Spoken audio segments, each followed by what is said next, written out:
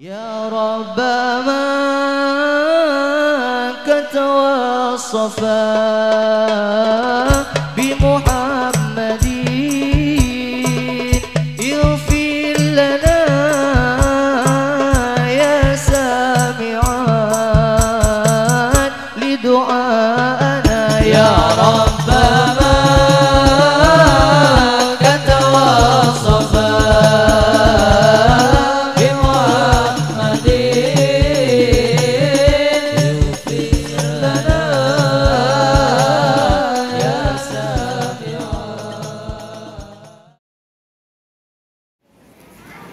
Terima kasih kepada Bapak, Ibu, dan para donatur yang tidak saya sebutkan satu persatu dan tidak mengurangi rasa hormat dan takdim saya. Semoga apa yang dihajatkan dan dikabulkan dijabah oleh Allah Subhanahu wa Ta'ala. Mengenai dengan kegiatan tahunan dalam agama kita, yaitu memperingati Muharram. Di Izzuddin ini alhamdulillah sudah kurang lebih Abuya, Bapak Abi, Bapu kalau orang dia bilang, Bapu saya jadi Mat Masuri dan Ibu Semi binti Yoyo Jami selaku orang tua. Ya orang tua saya juga yang ngurus saya dari kecil. Beliau yang ngasih repot dapur untuk kami semua. Dan saudara kandung saya yang sangat saya cintai, Muhammad Rasulullah Izzuddin. Semoga orang-orang hebat ini, orang-orang baik ini selalu dalam ampunannya Allah. Semoga dalam kelapangan kuburannya, di lapangan kuburnya oleh Allah. Anak-anakku bisa diem gak? Mohon maaf ya, mohon maaf, minta saya keseriusannya. Selesai acara diserah ngobrol. Fokus anak-anakku sayang, anak soleh, tinggal dengarkan Pak Gurunya berbicara, menyampaikan silsilah dari pesantren yang kalian tempatin, ya. Monggo silakan. Selanjutnya saya minta Al-Fatihah untuk terutama orang-orang hebat ini dan orang-orang yang telah memberikan partisipasinya, baik pikiran, baik harta, baik keringatnya yang menetes di sini. Semoga Allah ampuni dosanya. Yang sudah meninggal Allah lapangkan kuburnya. Amin. Yang masih hidup Allah sehatkan dan Allah jadikan keluarganya sakinah mawaddah. Amin ya Allah. Biridhillah wa kamul iman wal islam wal barakah wa syafa'ah wal maghfirah Muhammad Rasulullah sallallahu alaihi wasallam. Syaikhul Bainal Fatihah. A'udzu billahi minasy syaithanir rajim. Bismillahirrahmanirrahim. Alhamdulillahi rabbil alamin. Ar-Rahmanir Rahim. Maliki yaumiddin. Iyyaka na'budu wa iyyaka nasta'in.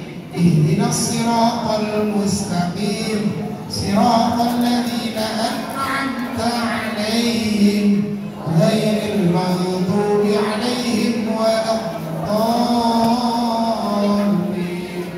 Amin. Rabbana ighfir lana wa liwalidayna wa li jami'il muslimin amin ya rabbal alamin. Berkabingan dari saya. Ihdinas siratal mustaqim siratal ladzina an'amta 'alaihim ghairil maghdubi 'alaihim waladdallin. Wassalamualaikum warahmatullahi wabarakatuh. Waalaikumsalam warahmatullahi wabarakatuh. Terima kasih disampaikan kepada almarhum Bapak Ustadz Fadli. Terima kasih apa yang disampaikan.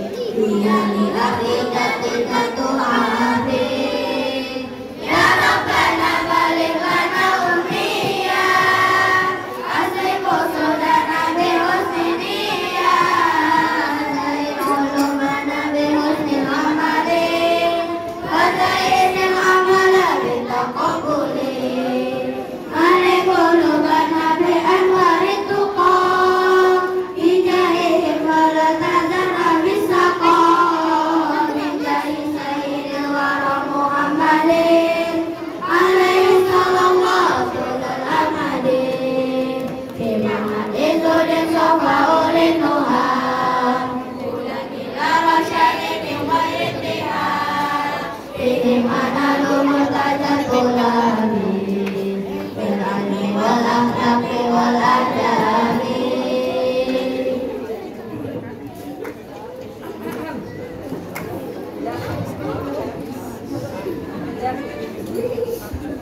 Kepada para hadirin dipersilakan untuk duduk kembali.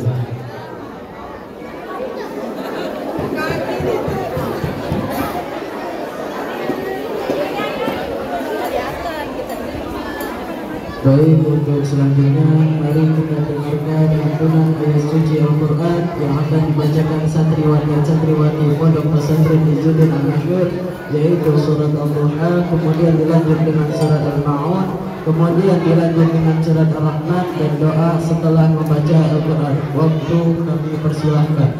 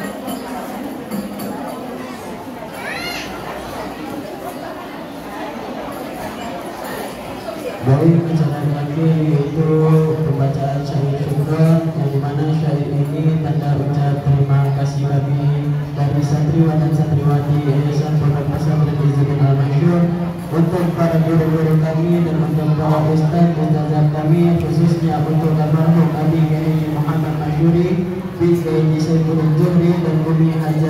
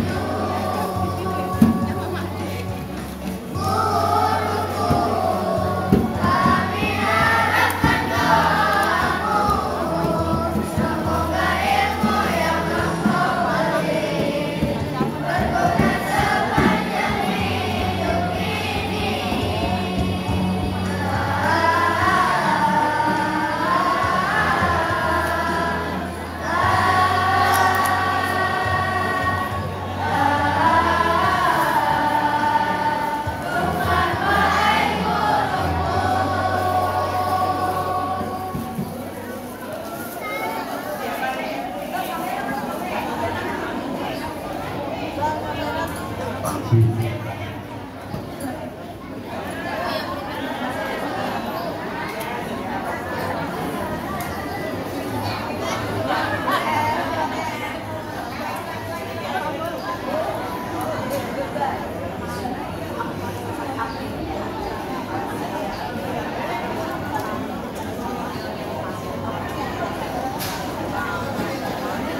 cukup sekian. Bila ada kata-kata salah, tolong gunakan pintu maaf sebesar-besarnya. Wabillahi taufiq wal hidayah. Assalamualaikum warahmatullahi wabarakatuh.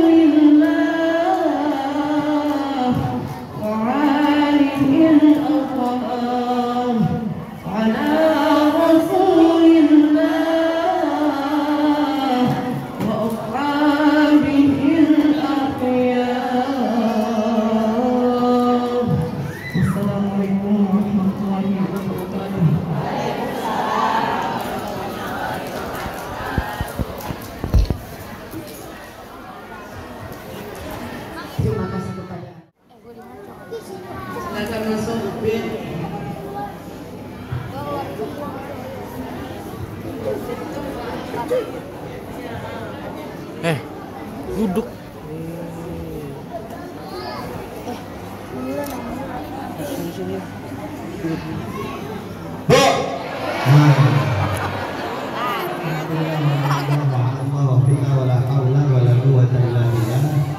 Assalamualaikum warahmatullahi wabarakatuh. Yang semangat wilayah sini doang. Yang sono lagi ngurusin arisan. Yang terapi kok dikocok? Belum? Oh nggak jadi? Kok jadi jawab salamnya di sini doang yang rame? Jauh di sini aja. Coba sekarang semuanya rame-rame kompak ya. Assalamualaikum warahmatullahi wabarakatuh.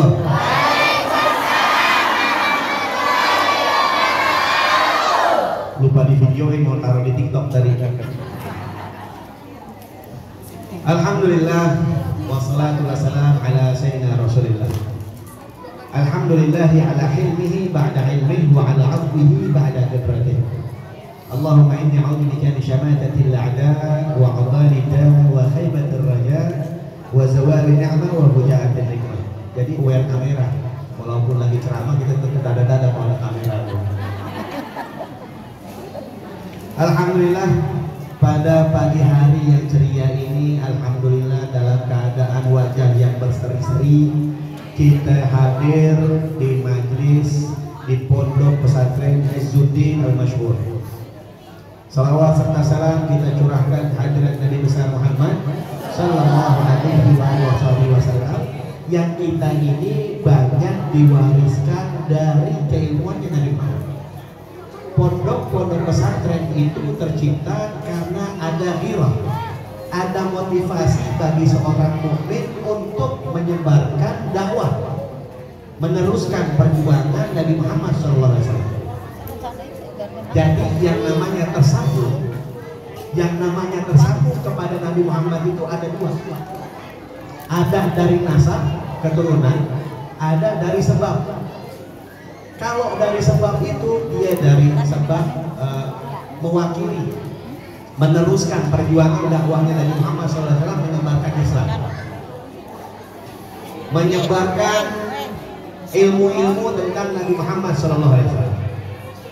Itu dengan sebab. Kalau dari nasab ya dari keturunannya, begitu. Nah kedua-duanya ini nanti insya Allah berkumpul sama Nabi Muhammad di Telaga Al-Kautsar. Amin ya rabbal alamin. Yang sama-sama kita muliakan Umi Hajah Rahmah. Mudah-mudahan panjang umur, sehat walafiat, dan mudah-mudahan kita semua yang hadir yang saya tidak sebutkan namanya satu persatu, panjang umur, sehat walafiat, dijauhkan dari penyakit, dan insya Allah istiqomah selalu Jadi karena ini acara haul daripada guru saya Al-Ustaz Muhammad Al-Masyhuri. Beliau ini dulu guru saya mengajar Al-Quranul Hadis di di majlis saya di Madrasah Thanawiyah Al-Islamiyah tahun 93-an pada saat itu. Nah, aneh ini dipanggilnya, yang saya ingat itu adalah saya dipanggilnya Murtado bukan Ridho, sama Ustaz Masyhuri. Masya Allah. Jadi waktu Umi ini datang ke rumah minta saya untuk ngajar juga di pondok. Udah beberapa kali saya hadir di pondok, saya lupa, saya nggak ngeh siapa itu Ustaz Masyhuri, nggak ngeh. Ini tiba-tiba di depan Umi waktu itu. Tiba-tiba di depan Umi, ini Ustaz Masyhuri ini yang pakai kacamata kan, yang ada bewoknya, yang kalau pakai peci itu pakai peci nasional. Iya, ada fotonya kan? Ada, dikasih unjuk fotonya. Itu mukanya tuh, itu kepampang di bayangan wajahnya. Jadi teringat lagi itu. Jadi Masya Allah, tabarakallah, orang baik, dan insya Allah Allah Subhanahu Wa Taala luaskan dia punya keadaannya dan diberikan selalu kasih sayangnya Allah Subhanahu Wa Taala. Beliau ini ngajar Al-Quran hadis, bagaimana cara kita ini mengerti tentang Al-Quran dan hadis. Dan yang saya kenal itu Ustaz Masyhuri, subhanallah, tilawah Al-Qurannya dahsyat. Tilawah Al-Quran itu merdu banget gitu. Dan napasnya panjang, saya nggak bisa ngikutin. Padahal merdu itu. Ini lagi nostalgia, jadi gitu. Suara tilawahnya itu panjang, napasnya itu panjang, saya nggak bisa ngikutin. Padahal merokoknya kuat, saya perhatiin itu. Kalau ngelihat dia pasti lagi merokok. Tapi kalau pas lagi tilawah, itu suaranya melengking dan nggak pernah habis-habis napasnya.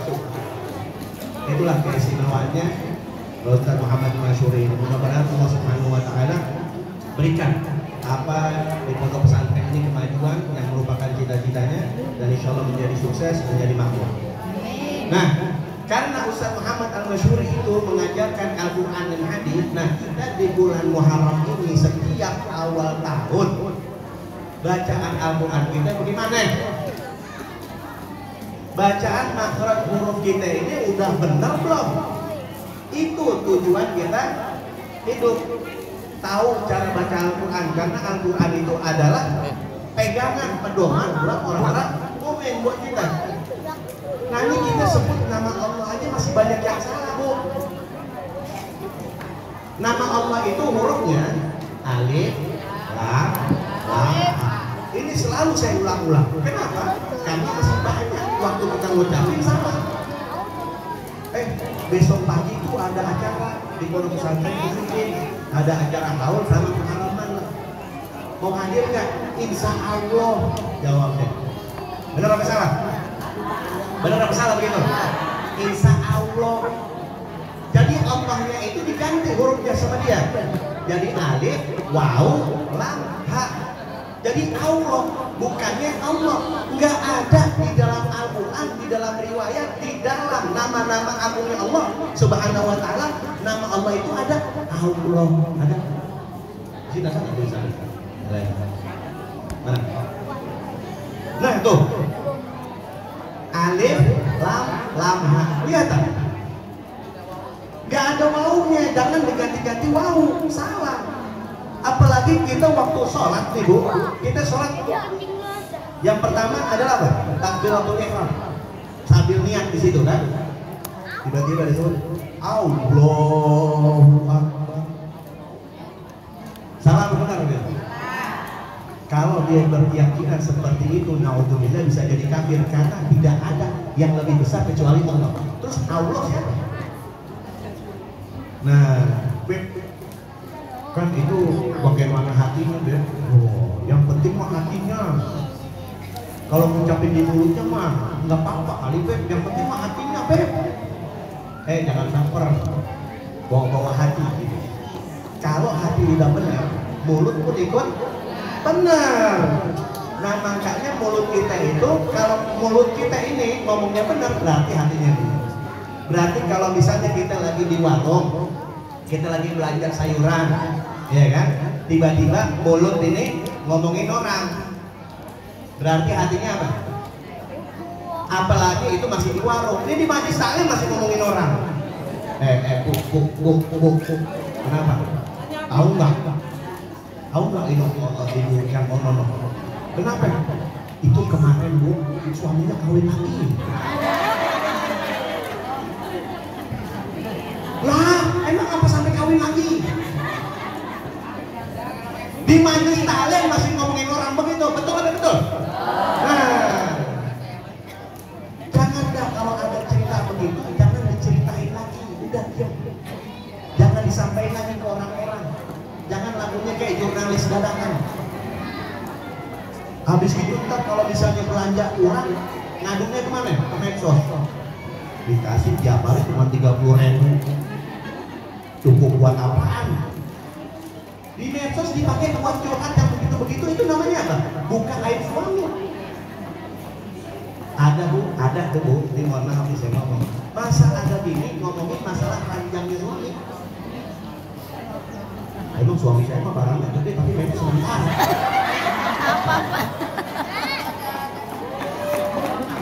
Itu kejadian. Ada yang suka begitu nggak? Bukan di sini, bukan. Yang sebelah sono ngomongnya begitu, ada urusan apa ngasih tahu begitu? Terima aja apa adanya. Udah cinta, udah suka, udah dinikahin, udah halal, udah rapi, terima dah apa adanya. Dikasih belanja 30.000, amin. Dikasih belanja setiap hari 1 juta, amin. Dikasih belanja 200.000, amin. Tiap tahun di ongkosin buat umroh, amin. Terima. Bikin pemikiran yang baik-baik buat suami itu. Bikin pemikiran yang positif. Emang sih sekarang laki-laki susah juga bu ya. Udah pakai aplikasi TikTok yang di follow apa ya, perempuan yang joget-joget dulu. Boro-boro tambahin di follow. Ini sekalian promo dah, follow juga tuh TikTok kan ya. Biar ada dakwahnya ya. Follow. Nah ini dari ayat Al-Quran kita baca masih banyak yang salah. Ijazul jilatil, ijazul jilatil, apa yang bujilan jilat? Ijazul jilatil, ijazul jilatil. Benerin hurufnya itu. Beb, itu enggak Arab-Araban, bukan. Al-Quran diajarkan memang seperti itu. Kitanya yang harus bisa mengikuti ajaran Al-Quran, jangan roba-roba. Idza zulzilatil ardu zilzalaha. Itu kan enak. Tahu tuh kalau kita berangkat umroh mungkin kita sama Umi ini amin. Berangkat umroh bareng, itu lihat kan di Masjidil Haram. Kalau kita lihat itu para syekhnya, para gurunya itu, kalau kita datangin pasti yang diajarin cara menjahit Al-Quran, cara baca Al-Quran. Di tiang-tiang ke Masjidil Haram itu ada syekh pada duduk. Nungguin mau dari negara mana aja dia terima. Kita perdengarkan bacaan Al-Quran kita. Dibenerin tuh. Dibenerin. Ini pengalaman pribadi, Bu. Ini pengalaman pribadi. Saya waktu belanja di Tarim atau Lombok itu, saya lagi ziarah ke pemakaman Zamba. Di situ banyak para wali. Saya baca di situ Al-Quranul Karim. Saya baca itu tahun-tahun 98, 99. Saya lagi baca Al-Quran, di sini ada orang tua dandanannya nggak lebih dari kayak pengemis dah gitu. Pakaiannya lusuh, lecek, ya kan, kotor. Di sebelah saya ini. Udah, saya baca Al-Quran, pas lagi ada bacaan yang salah, dibenerin sama dia itu. Dibenerin sama apa namanya dia orang tua. Saya kan iseng ya. Oh dia apa mungkin surat ini, saya lengkapin lah. Saya lengkapin, saya baca lagi yang lain. Saya baca di situ. Dibenerin lagi ada yang salah sama dia. Penasaran saya apa namanya? Buka lagi itu halaman yang lain lagi. Saya baca lagi di situ. Dia benerin lagi. Pasal subhanallah. Jadi apa? Orang tua pakai yang khusus, lecek, Kayak pengemis kan? Subhanallah, tapi apa? Quran. Nah kita bu, waktu hak ke bawah ini dari apa? Coba buat ini wasaikun, ada apa? Belajar bicara. Bu, yang namanya nuntut ilmu minal mahdi ilal lahdi, dari buaya sampai liang lahat. Jadi selama hayat masih dikandung badan, terus-terusan nuntut ilmu. Jangan seger-seger nangkahin kaki itu ke majlis taklim. Tapi minta izin suami dulu. Ini suami kadang-kadang giliran tangan getah bener. Bininya sudah yang rapi. Giliran ke majlis, mau kemana lo? Mau ke majlis? Udah jangan ke rumah aja. Ngapain lo mending gua aja dah. Udah lu dengerin omongan suami aja. Wah, itu beres gitu. Suaminya ngajarin enggak? Nah, balesin lagi, bang, lu ngajarin gua kagak? Ke majlis taklim gua dilarang. Gimana sih urusannya lu? Kalau gua di rumah aja, lu ajarin gua baca Quran. Lu ajarin gua bagaimana hukumnya haid. Bagaimana jadi patuh buat suami gitu. Enggak. Yang dibawa dalilnya selalu lu mesti taat sama suami. Taat sama suami. Dalilnya begitu dulu. Tapi dia sendiri tidak mencontohkan bagaimana caranya. Ini berapa? Jadi sekarang ini para lelaki ini menang di dalil.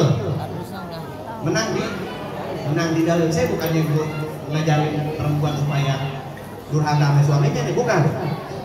Tapi ini nasihat juga buat para lelaki. Jangan mentang-mentang kalau pas giliran buat kepentingannya dia bawa dalil. Misi perempuan tertindas. Seolah-olah Islam ngajarannya apa? Menindas perempuan, padahal kagak begitu. Islam itu ngajarin perempuan itu mesti bahagia di rumah. Pakaian yang bagus beliin, make up yang bagus beliin, produk skincare yang mahal tuh beliin. Tapi si perempuan pakainya bukan buat orang lain, tapi buat si suaminya. Ini alhamdulillah saya ada produk skincare, saya kasih bumi. Ya nih, skincare-nya itu sekali pakai langsung kinclong. Ini bukan promosi, ini mah bukti, ini mah fakta ini mah. Jadi kalau kita pakai itu buat cuci muka sekali aja, itu kelihatan langsung kinclong, glowing in the dark. Jadi kalau pas malam kelihatan juga cahaya-cahaya mungkin. Ya karena itu ada pikirannya juga. Iya, ada pikiran. Dan itu mengandung ekstrak daun bidara yang di dalam hadis Rasulullah SAW itu banyak kegunaannya, terutama dia mengusir aura-aura jahat dari makhluk-makhluk gaib. Jadi bukannya tidak mengandung fitnah. Cantik buat suaminya, cantik buat halal, buat yang halal bagi dia. Bukan cantik ini kepengen dipuji laki-laki lain, mau itu jangan kayak model begitu. Ya, apalagi udah pakai jilbab, udah tutup aurat, udah rapi, dia pajang dirinya di TikTok, joget lagi. Banyak kayak begitu, banyak. Ini yang berapa? Ya bukan di sini, ini mah bukan ngomongin yang di sini, yang di luar kan, gambaran TikTok tuh. Yang namanya hukum medsos itu bagaimana penggunaannya. Kalau kita gunakan itu untuk kepentingan diri kita mempelajari tentang Islam, itu jadi berbahaya. Tapi kalau dipakainya itu tujuannya untuk memamerkan aurat kita, ngomongin orang lain, nyebarin hoax, berita bohong, itu jadi haram. Ini yang mesti kita perhatikan. Nih bulan Muharram ini selalu terulang tiap tahun. Cuman umur kita ini terulang enggak? Muharram akan selalu ada sampai hari kiamat kita. Bu, coba bayangin aja. Setiap tahun nih Muharram berulang. Umur kita bertambah, tapi jatah umur itu berkurang. Secara tidak langsung, sedikit demi sedikit kita sudah menuju kuburan. Udah menuju kuburan kita. Nah kalau memang sudah saatnya kita dijemput, apakah itu nanti akan dipaksa, apa dijemput sama Rasulullah?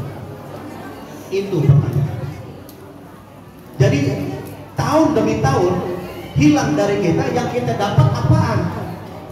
Kita kalau bisnis sehari nih sekarang dapatnya 50.000, besok masih 50.000 juga, rugi. Sama dapatnya. Tapi kalau hari ini dapat 50.000, besok dapat 55.000, itu untung.